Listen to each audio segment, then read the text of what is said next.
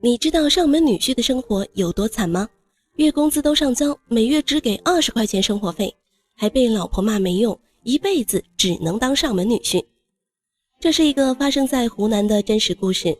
这个男人叫刘和林，已经入赘了32年。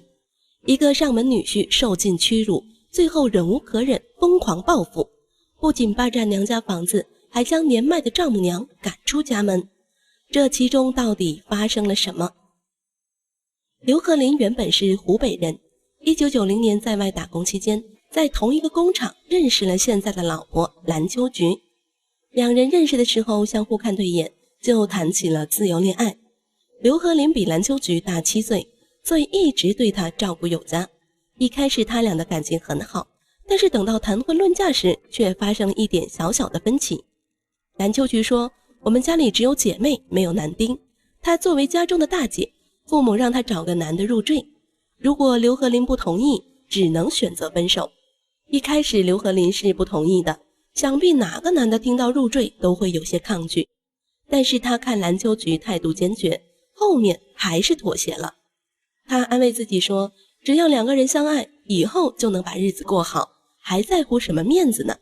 因此刘和林最终妥协入赘到女方家。结婚之后，他们的感情也相对要好，蓝秋菊还为他生下了1儿1女。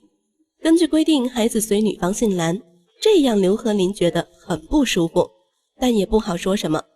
可随着日子一天天过去，刘和林发现老婆越来越过分，每个月4000块钱的工资都要上交，只给20块钱的零花钱。那个贵了我3个月把20块钱生活费我把卡就他打3个月20块钱，你连家一包一包也得要10几块，知道吧？身上那么点钱，让刘和林在外人面前根本抬不起头。更让刘和林憋屈的是，有一次女儿生病，打电话给他，正当他准备把女儿送进医院时，蓝秋菊却偏偏不让他管，直接让自己的妹妹送去了医院。这样刘和林都搞不懂，女儿到底是他跟蓝秋菊生的，还是蓝秋菊跟妹妹生的。而这还不是夫妻2人矛盾的最高点。有一次儿子从深圳打工，突然开了一辆车回来，刘和林这才知道，原来老婆给儿子买了一辆车。自从蓝秋菊掌握了经济大权，家中支出的事什么都不跟他商量了。他说小事也就罢了，买车这么大的事情，刘和林完全不知情，这样他感觉自己在这个家毫无地位可言，因此家庭矛盾就彻底爆发了。刘和林向老婆表示了不满，频频爆发争吵。但是刘和林哪里料到，老婆家的几个姐妹都不向着他，一张嘴就算再有理也说不过几张嘴。以前岳父和表哥还在时，还会帮他说几句，如今都已经相继去世，他只能孤军奋战。7、8个姐妹一口一个唾沫就能把他给淹死了。骂得最狠的一次是蓝秋菊直接说他没用，一辈子只能当个上门女婿，狠狠地践踏了刘和林的尊严。这样刘和林忍无可忍，矛盾直接达到高潮，一言不合就直接开打，常常闹到村委会去。但是这不仅没能缓解矛盾，反而进一步激化了矛盾。刘和林儿子说，有一次村干部待在老婆的房间里，门跟窗户都关得紧紧的，想都不用想就知道他们在干什么了。刘和林彻底被激怒了，入赘蓝家当牛做马32年，到头来得到的却是一顶绿帽子。在这之后，刘和林的性情就大变，一言不合就打人，还霸占女方家的房子，将妻子和积蓄的丈母娘赶出家门。之后蓝秋菊就向法院提出离婚的诉求，但是刘和林根本不同意。他说离婚可以，但是房子必须1人1半。之前虽然是蓝家的房子，但是结婚之后一起出钱修缮过，一共花了36万。如果离婚，他必须要拿回18万。这个上门女婿太可怜了，儿子女儿不听他的，除去去世的岳父，全家都不把他当人看。那事实就是这样吗？在他老婆口中完全不是那么一回事。蓝秋菊说，当初2人能从自由恋爱到结婚，完全是相互喜欢。但是结婚之后，刘和林就变了，不仅有抽烟喝酒的陋习，还经常出去打牌赌博，一个月的工资就那么一点，叫他全部上交，就是因为怕他赌光。况且就是因为这样，对家里一点贡献都没有，只会花钱，这才不让孩子跟他亲近。不仅如此，刘和林的性格还变得喜怒无常，喜欢动手打人，家里的门都被他打得留下一个大窟窿，看着非常瘆人。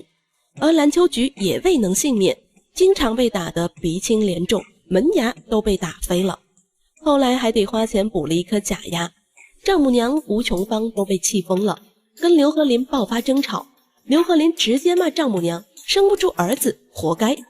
刘和林就像变了个人似的，脾气大得很，不像之前刚认识那样对人照顾有加，所以迫不得已之下，老母亲吴琼芳和蓝秋菊只能逃离那个房子，搬出来在外面租个房子住。对于绿帽子这件事，蓝秋菊也是一口否认。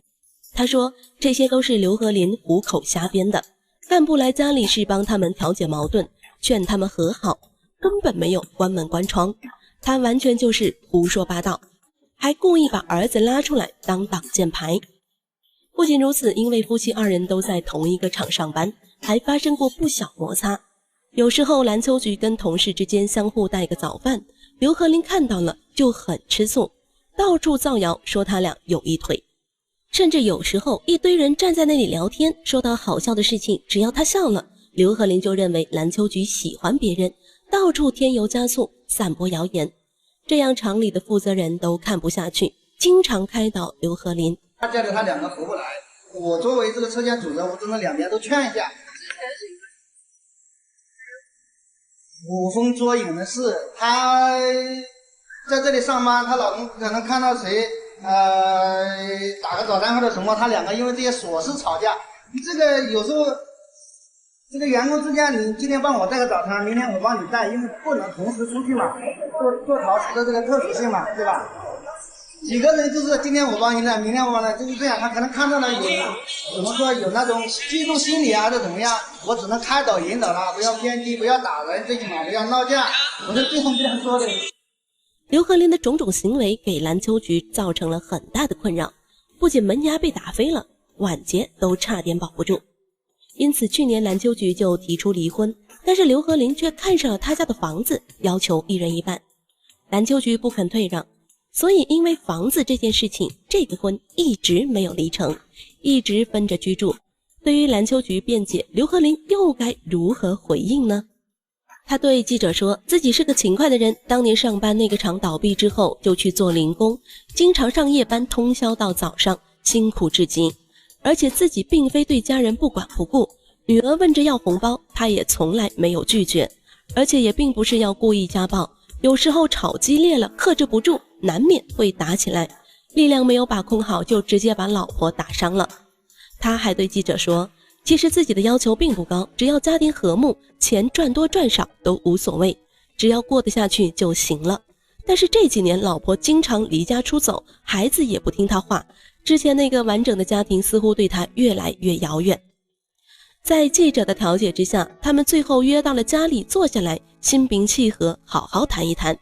可是最后刘和林居然临阵脱逃了，找个理由直接回了老家。无奈之下，蓝秋菊跟记者只能找到村干部帮忙。当等到村干部给刘和林打电话问他要不要离婚时，他却变得支支吾吾。个想法还是说离婚离婚冇得问题，没就是说还是也想离婚了，这个啦，就过不长，给我只过不下去了。个意思就是给我只过不下去，就我需要离婚的想法没关系，没关系这个吧。你叫我回来到时候吧，根本我都这个高兴，我得跟你讲。这么看来，对于刘和林来说，想放下这么多年的夫妻感情也并非易事。对于房产的事情，记者也帮忙问了律师。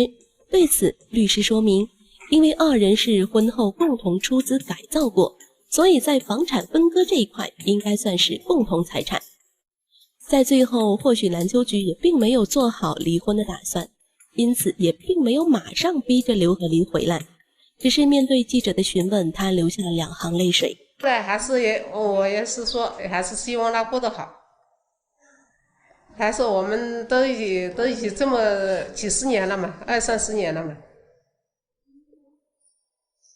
毕竟这么多年的感情，还是有点。对对。现在想起来都还是有。是他不好做人，即使我们还是有30年的感情嘛，是吧？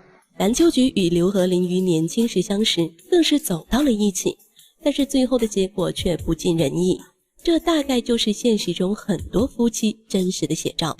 如果非要问个对错，在我看来，夫妻生活中吵架本就没什么对错，错的只有没有换位思考和相互包容，以至于最后还产生肢体冲突，导致真正的家庭和睦渐渐遥不可及，在内心也产生了不可磨灭的隔阂。